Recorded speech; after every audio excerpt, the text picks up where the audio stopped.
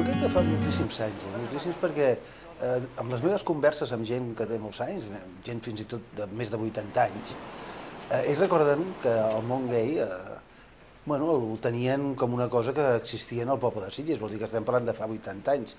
Però jo crec que per raons crec que de la història, quan en Rossinyol apareix aquí al poble de Sitges amb tots els seus amics, en aquell moment també apareix el món gai a Sitges. Potser una mica abans, una mica després, però el canvi que fa en Rossinyol a tot aquest poble, que a més ve lligat a una urbanització com és el Terramar, de cases burgeses de Barcelona, jo crec que en aquell moment, per al que està escrit, per al que realment la gent explica de la seva experiència, va aparèixer el món gai en el nostre poble.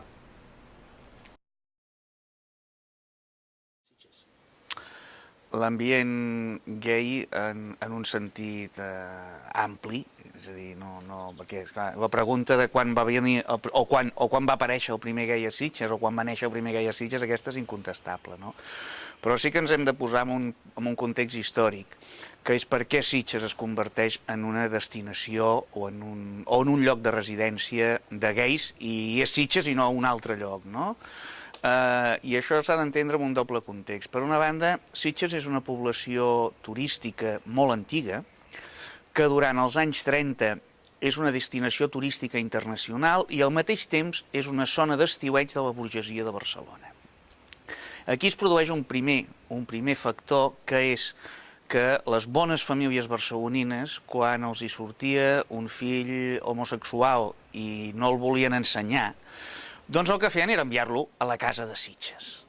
I, clar, aquest familiar homosexual, doncs si s'havia d'estar a Sitges es portava els seus amics, i el normal, en un món en què tot era molt més reduït i molt més, molt més clos, l'homosexualitat no estava admesa, per tant, els homosexuals vivien en reductes. Per tant, i pràcticament es feien, els seus amics havien de ser homosexuals perquè havien d'amagar la seva homosexualitat als altres amics. Per tant, quan portaven els fills a Sitges, els burgesos barcelonins, doncs els seus amics els acompanyaven. Aquí es crea hi ha un primer clima. Després, no oblidem una altra cosa, Sitges és una població que des de molt aviat té fama de població artística. I amb això passa el mateix que amb el turisme. O sigui, el món artístic és un món socialment més obert, moralment més permissiu que el món de l'economia, no? El món del turisme, de l'afluència de forasters, també t'ensenya a mirar d'una altra manera, també et fa més permís.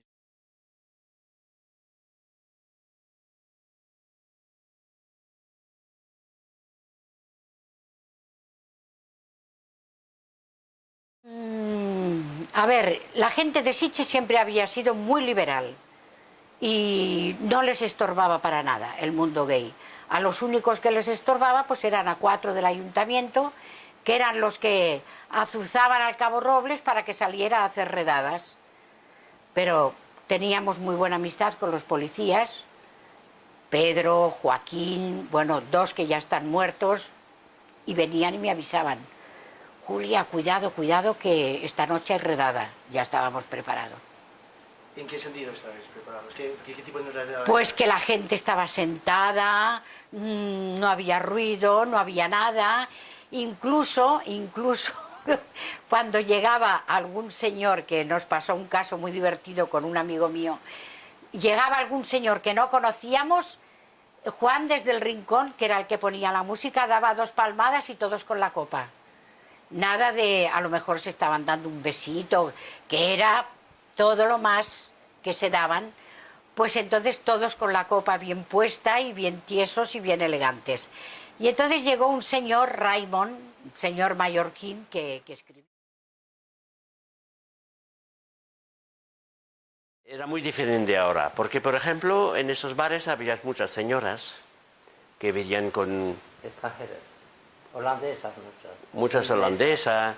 Inglesas, holandesas. Pero siempre bien vestidas, que venía con chicos guapos, tipo gigoló, pero en el buen sentido de la palabra, que había muchos. Entonces gigoló, pero el gigoló le iba tanto una cosa como la otra. Y entonces esta gente, al salir de la playa, todo el mundo se iba a vestir, y a las 8 todo el mundo con traje, con bueno, lo último, la moda, y eran unos bares muy elegantes, que hoy día se acabó esa historia. El SIDA ha afectado a Sitges. Los locales no tanto, porque en esa época los locales eran todo casi en una dirección, todo igual. Los últimos 10-15 años hay variación de locales para gente mayor, para joven, es muy diferente ahora. Yo me recuerdo cuando ha empezado la SIDA fuerte, había un hueco de gente joven, más o menos de 25 hasta 40 años. Ahí había la grande hueco, que es un poco normal, ¿no? Porque un hombre mayor ni coge SIDA tan rápido. Es más, ese grupo. Sitges Club celebramos este año el 10º aniversario, con lo cual ya son 10 años de trayectoria.